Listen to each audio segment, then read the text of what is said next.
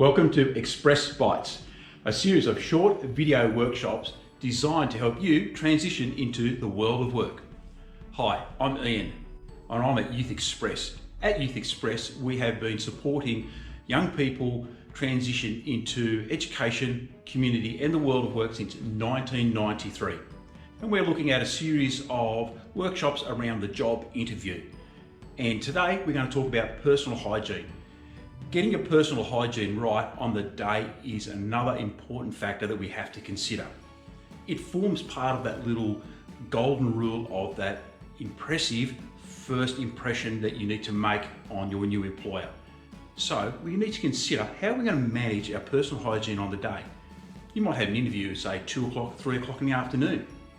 You get up in the morning, have a shower at 7, then it's 8, 9, 10, 11, 12, 1, 2, 3 o'clock in the afternoon. It's been 8 hours since you've had a shower. So you need to manage that. You need to be able to freshen up or get a shower around lunchtime if you can. But if you're at school and you've got that 3 o'clock, 4 o'clock, you need to make sure that you manage yourself during the day. Don't play cricket and footy at lunchtime. Get in the library and hide under there so you can manage yourself. So when you get to the interview, you don't want the most dominant thing in the room to be what you smell like. Okay, really important that you don't want to wipe everyone out with your body odor. So part of back to being on time for an interview, you don't want to be running up the footpath to make it there so you're hot and sweaty. And likewise, if you're going to an interview, you need to present yourself as best you can for that positive first impression. So manage yourself, and managing when you can give yourself a little freshen up is really, really critical to get that right on the day. But in saying that, we don't want the most dominant thing in the room to be what you smell like, because of body odor. You also don't want to overdo these things.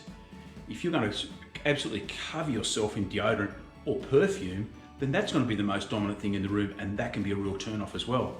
Consider this, it's a small room, it's 2 or 3 people in the interview panel, and the only thing they're taking notice of is how much deodorant you've got on. It can be a real turn off for them.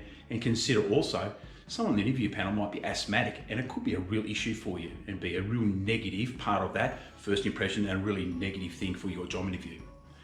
Other thing around personal hygiene you need to consider is getting your hair right. If you've got long hair, make sure it's tied back. You don't want it over your face so that you're constantly adjusting with your hand in front of your face when you're trying to talk to someone. That sends a really bad image, okay?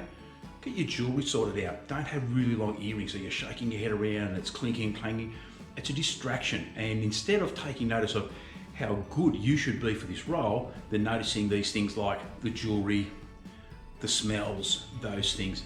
And you just get your makeup right, ladies, because just remember, it's a job interview. It's not a movie set, so you don't want to absolutely cover yourself in makeup.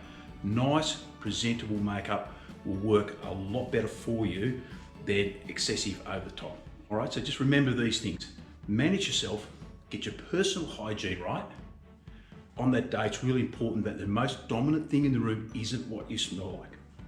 So I hope this has helped. If you're tuning in on Facebook, in the comments, make sure you tell us what school you're at, or if you're not at school or you're a parent, tell us what suburb you're tuning in from. And don't forget, like us on Facebook. Thanks very much.